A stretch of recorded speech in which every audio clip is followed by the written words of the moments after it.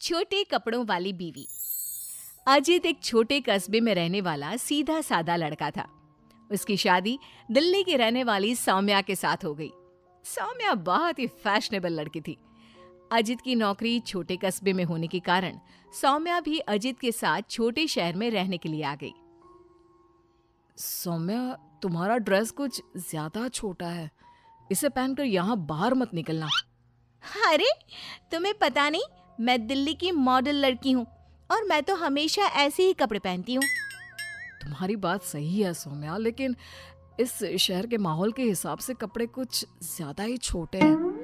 ओहो, मुझे नहीं पता था कि तुम्हें मेरे कपड़ों से इतनी प्रॉब्लम है।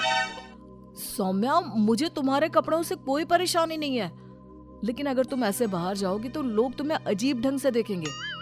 अच्छा ठीक है, अब तुम ऑफिस जाओ, तुम्हारा ऑफिस जाने का वक्त हो गया है।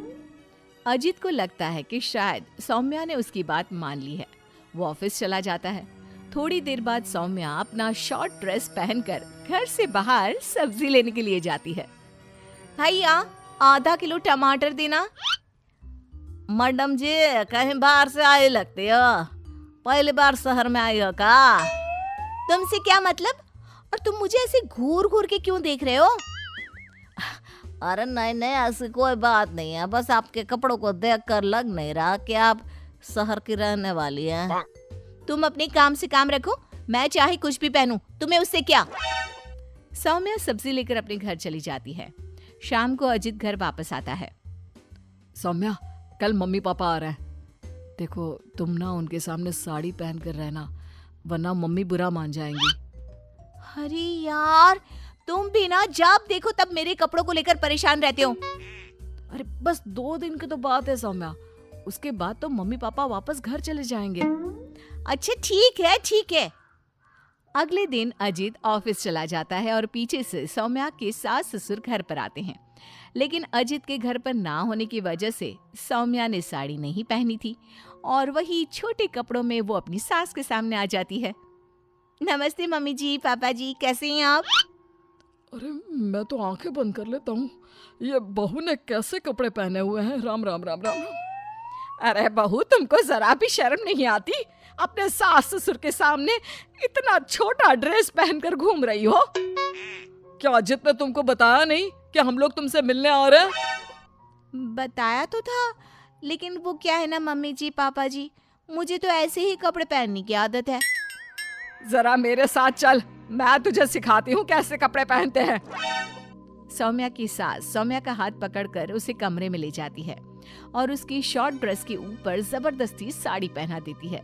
साड़ी पहनने के बाद सौम्या जैसे ही घर का काम करना शुरू करती है, बार बार जमीन पर गिर पड़ती है। हे भगवान, ये क्या मुसीबत है? ये 5 मीटर की साड़ी पहनकर काम करना मेरे लिए तो बहुत मुश्किल है। क्यों बहू, अब पता चला ना कैसे कपड़े पहनने चाहिए? तो मम्मी जी, आपके कहने का मतलब है कि आप लोगों के सामने मुझे साड़ी पहननी चाहिए? हाँ बहू, तुम्हारी सास के कहने का यही मतलब है। अब आगे से ध्यान रखना।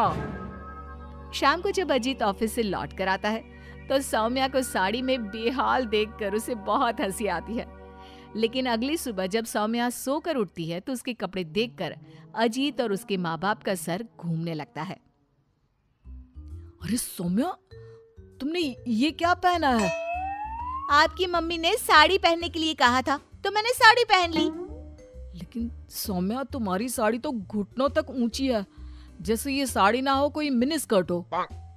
वो क्या है ना बेबी, तुम्हारी मम्मी ने मुझे सिर्फ साड़ी पहनने के लिए कहा था, उसकी लंबाई नहीं बताई थी।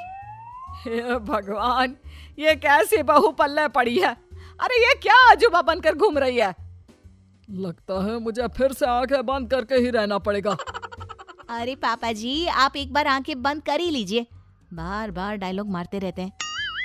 ये तुमने क्या हुलिया बना लिया है सौम्या? अजीत के मम्मी और पापा अपनी बहू की हरकतों से परेशान होकर वापस चले जाते हैं। अजीत सौम्या को समझाने की कोशिश करता है, लेकिन वो उसकी कोई बात नहीं सुनती। एक दिन सौम्या कुछ ज्यादा ही फैशनेबल कपड़े पहनकर घर से बाहर निकलती है। उस छोटे से कस्बे के लोगों ने उस तरह के कपड़े कभी देखे ही नहीं थे। अरे बहन, क्या बात है, तुम्हारे पास पहनने को कपड़े नहीं का? लगता है बहुत गरीब हो।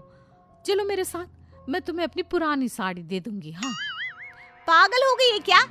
ये आजकल का फैशन है, फैशन।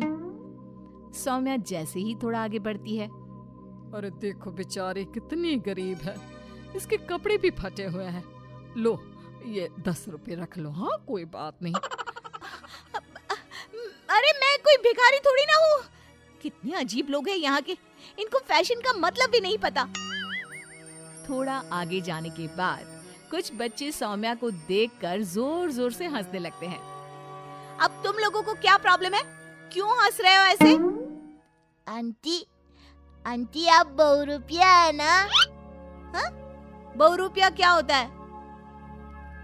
आंटी वही जो अजीब अजीब कपड़े पहनकर गली गली में घूमता है और लोगों से पैसे मांगता है।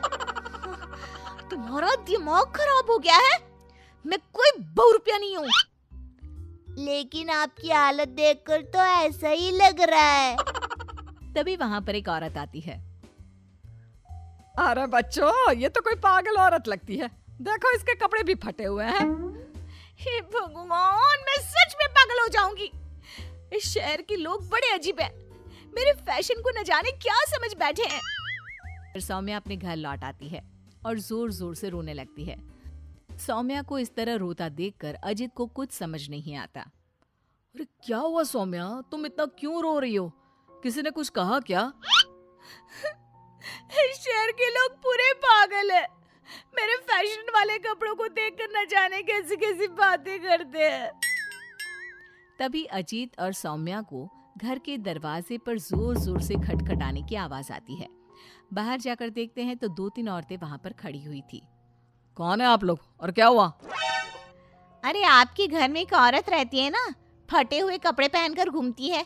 हम उसे ले जाने आए हैं। कहाँ ले जाने आए हैं? अरे पागल खाने या फिर महिला सुधार गृह में छोड़ देंगे? लेकिन क्यों? हम उस बेचारी की मदद करना चाहते हैं। उसके पास पहनने को कपड़े नहीं है ना। आप ऐसा नहीं कर सकते। लेकिन क्यों भाई साहब? क्योंकि वो कोई पागल औरत नहीं, मेरी छोटे कपड़ों वाली बीवी है और उसका दिमाग बिल्कुल ठीक है, बस कपड़े थोड़े कम है।